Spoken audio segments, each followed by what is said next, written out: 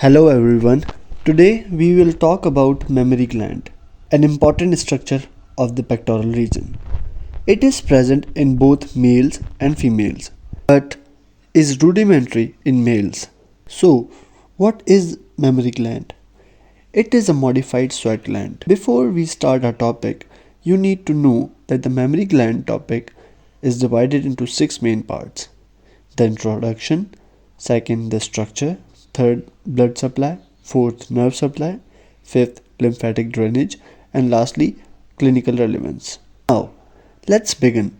First, I am going to tell you where the mammary gland is situated. It lies in the superficial fascia. The outer layer is skin, then comes the superficial fascia, and beneath it are muscles. So the mammary gland is in the superficial fascia. We divide the mammary gland into 4 quadrants: medial and lateral, then the upper and lower, which are further divided by the upper lateral quadrant of the mammary gland, which extends into the deep fascia, which are called axillary tail of Spence. The middle conical projection is called the nipple. The dark pigmented area surrounding the conical projection is called the areola. The mammary gland extends vertically from the second rib to the sixth rib and horizontally from the sternum to the mid-axillary line. Now let's talk about the deep relation of the mammary gland, which lies in the deep fascia. So first of all, what are the muscles that have a deep relationship with the mammary gland? Just like we studied already, the breast lies in the superficial fascia. Then after the superficial fascia comes the deep fascia where the breast lies. So after the deep fascia comes muscles. 3 muscles are related to the mammary gland: the pectoralis major, serratus anterior, and the external oblique muscle. Other than that, the pectoralis fascia is separated by loose areolar tissue called the retromammary space. Now we will study the second part of this topic, which is the structure of the mammary gland, divided into 3 structures: the skin, the parenchyma, and lastly the stroma. The skin has a conical projection known as the nipple, which is situated at the 4th intercostal position. The nipple is pierced by 15 to 20 lactiferous ducts, which contains circular and longitudinal muscles. The area surrounded by the nipple is called the areola, which is rich in modified sebaceous glands. During pregnancy, it is raised, which we call the tubercle of Montgomery. Now let's talk about the parenchyma of mammary gland. Tubulo-alveolar glands are present in 15 to 20 lobules. Cluster of alveoli form a lobule. Tubulo-alveolar glands open into a duct known as lactiferous duct. The lactiferous duct, just before opening into the nipple, forms a dilated area known as the lactiferous sinuses.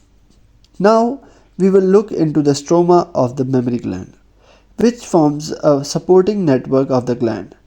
It is partially composed of fatty tissues and fibrous tissues, which further forms suspensory ligaments known as suspensory ligament of Cooper. The fatty stroma forms the bulk of the gland. Now let's talk about the blood supply of mammary gland. In that, we will look into the artery. There are mainly 5 arteries supplying the mammary gland. First of all, internal thoracic artery, which is a branch of subclavian artery. Second, suprathoracic artery. Third, lateral thoracic artery. Fourth, thoracoacromial artery. These 3 are branches of axillary artery. We will talk about the axillary artery later in the separate video. The last one is branch of intercostal artery.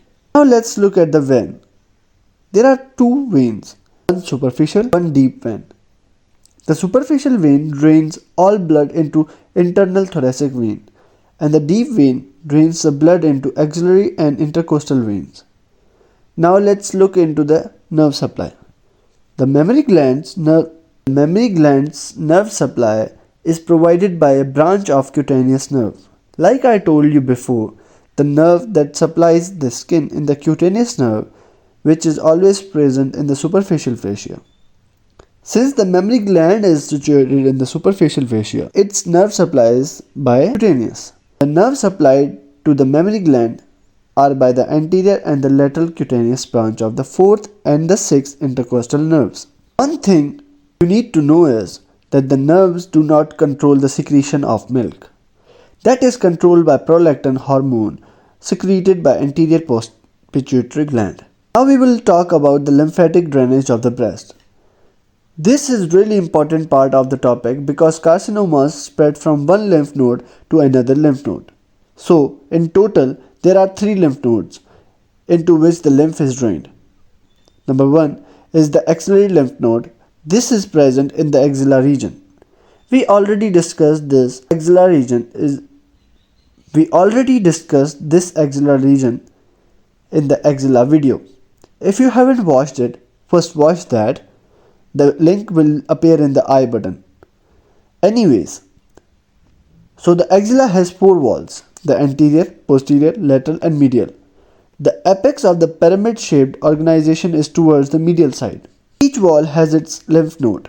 For example, if the anterior wall has a lymph node, it will be called anterior lymph node. The central lymph node is in the middle. The one present in the apex is called the apex lymph node. Anterior, posterior, medial and anterior, posterior, medial and lateral walls drained into the central lymph node, which further drains into the apical lymph node. Then the apical lymph node drains into supraclavicular lymph node, and this supraclavicular lymph node ultimately drains into the vein. Now let's talk about the second lymph node, in which 20% of lymph node drainage is done by the internal mammary lymph node, which is also called external lymph node. Remaining 5% of the lymph is drained into other lymph nodes such as supraclavicular lymph node, altopectoral node, posterior intercostal node, subdiaphragmatic node and subperitoneal lymph plexus. Now let's look into the lymphatic vessels. First, let's look into the superficial lymphatics, which drains into the skin over the breast First, let's look into the superficial lymphatics, which drains into the skin over the breast, except the nipple and the areola. Second, there are deep lymphatics that drains into the parenchyma of the breast, as well as the nipple and the areola. Third, from the upper part, which passes to the central and the lateral groups, then the apical group into the supraclavicular node, and then into the subclavian lymphatic trunk, and finally into the right and left brachiocephalic vein. Fourth, the internal mammary node drains lymph not only from the inner half of the breast but also from the outer half of the breast. Fifth, a plexus of lymphatic vessels present deep to the areola is the subareolar plexus of Sepe, which drains into the anterior lymph node. Sixth, deep lymphatics of the breast pass through the pectoralis major and clavipectoral fascia, reaching the apical node. From there, it drains again at the supraclavicular node and then into the subclavian trunk and finally into the right and left brachiocephalic vein. Now we will talk about the clinical relevance of the breast. The main reason we study the breast is because of the breast carcinomas. Like I told you in the lymphatic drainage part, the main reason we are studying lymphatic drainage is that the breast carcinomas travel from one node to the another, spreading throughout her body. Now we learned that the breast is divided into 4 main portions. So mainly, breast carcinomas are commonly found in the upper outer portion of the breast. These are spread into the abdomen through the abdominal communication of lymph node. Lastly, the carcinomas can also spread through segmented veins.